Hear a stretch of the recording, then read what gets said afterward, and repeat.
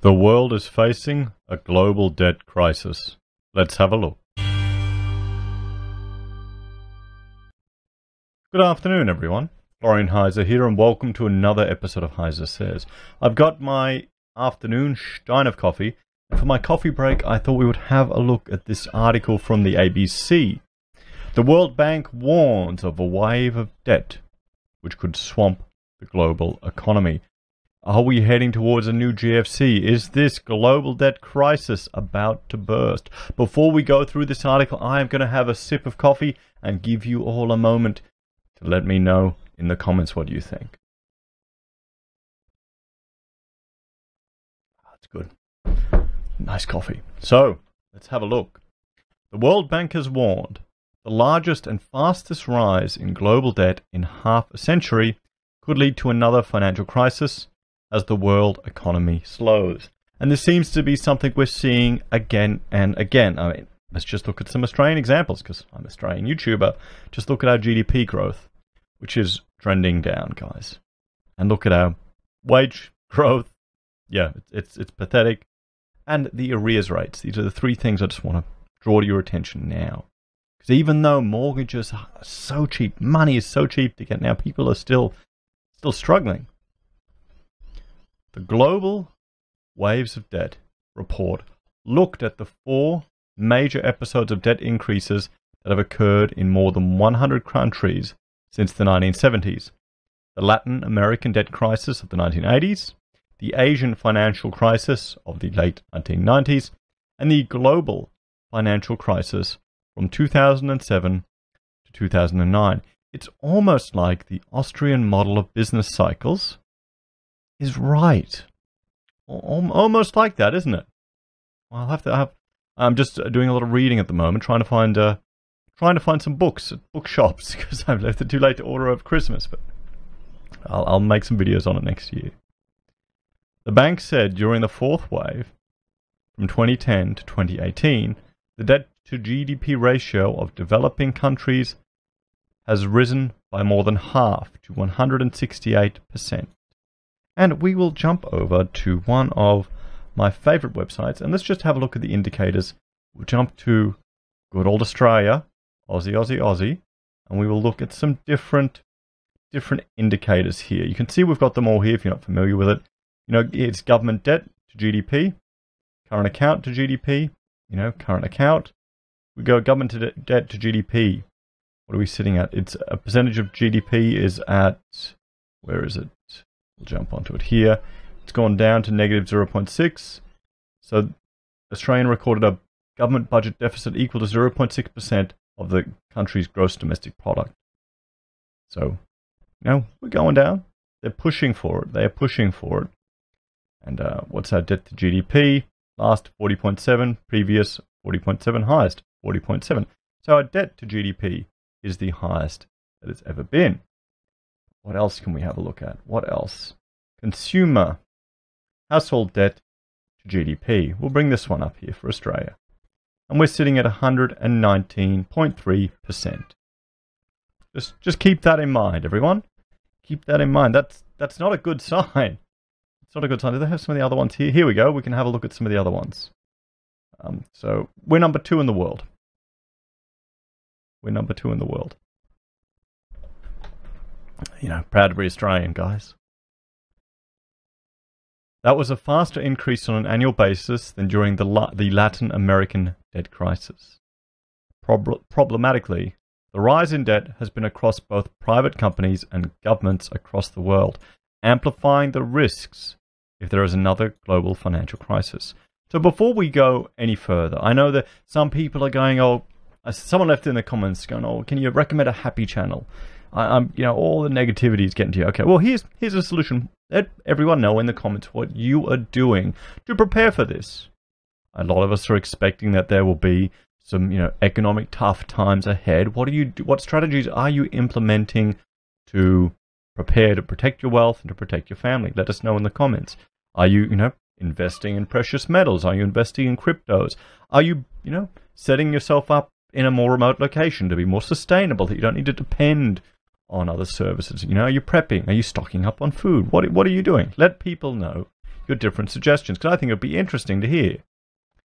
So China accounted for the bulk of the increase, with its debt to GDP ratio rising by nearly 3/4 to 255% since 2010, now totaling more than 20 trillion.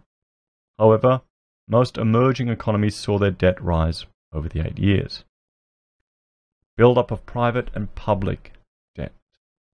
The report said the latest wave of debt was more challenging than the previous 3 waves because of the build-up of both private and public debt, new types of creditors including foreign investors, and the big rise in borrowing, which was global and not limited to 1 or 2 regions.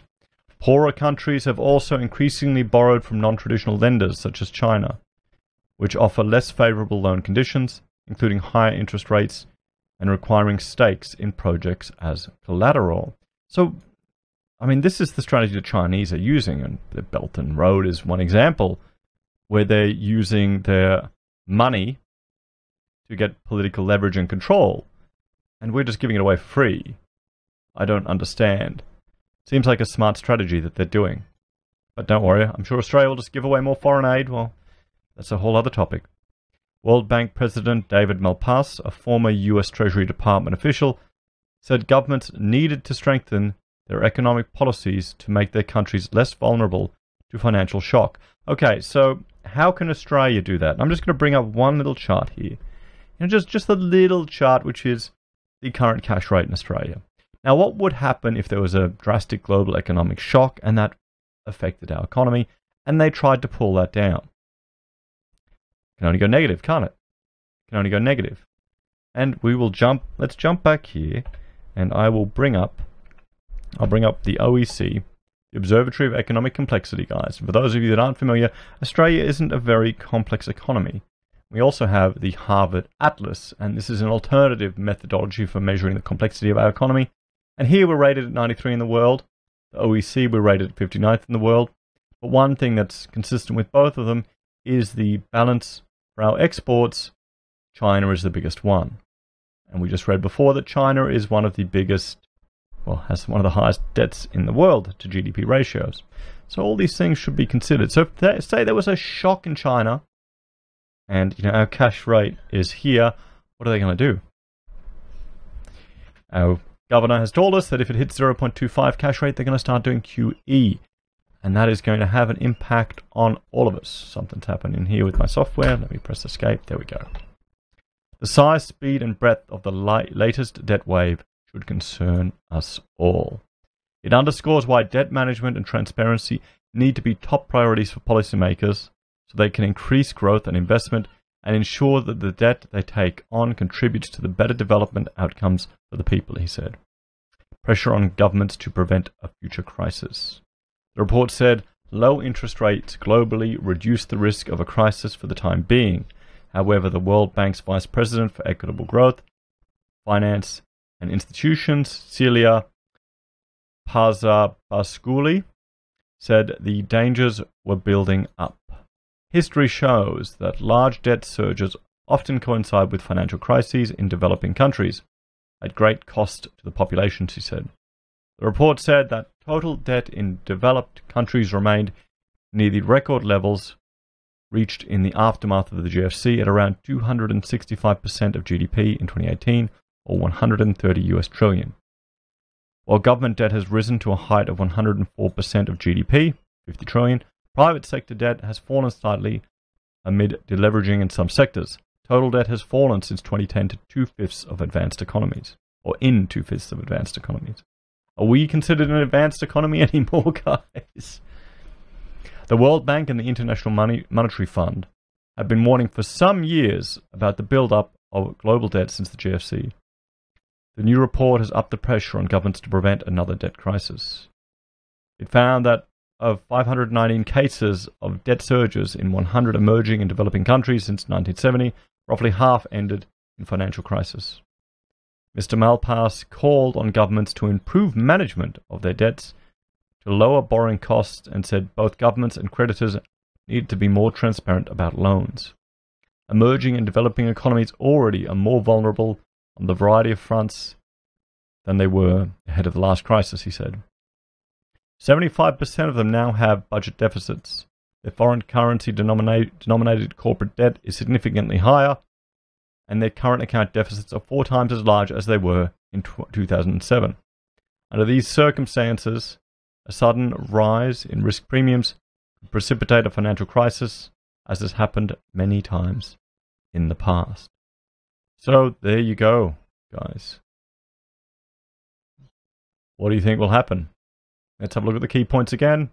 The World Bank says debt increased at a faster annual pace from 2010 to 2018 than during the Latin American debt crisis of the 1980s. World Bank President David Malpass has called on governments to make their countries less vulnerable to shock. The report found roughly half of the debt surges in emerging and developing countries since the 70s ended in a financial crisis. If you can remember the Latin American debt crisis in the comments, guys, please let us know in the comments what happened and what it was like, particularly if you're over there. But what do you think? How do you think Australia is going to ride out for this? But more importantly, what are you doing to prepare? Let us all know in the comments below. Please like, share, and subscribe to the channel. If you enjoy my content and want to help us produce more, we have a Patreon where you can make a small monthly donation. We also have Amazon and eBay affiliate links where we receive a commission every time you make a purchase. If you're into crypto trading, we have a relationship with Independent Reserve where if you use our referral link, we will receive a share of all the fees you pay them. And finally, we have our very own merchandise made by my wife Rachel on the other side of this house. Pocket squares that you can get from the Heise Says blog. Thank you everyone, have a great day, and I will talk to you later. Bye for now.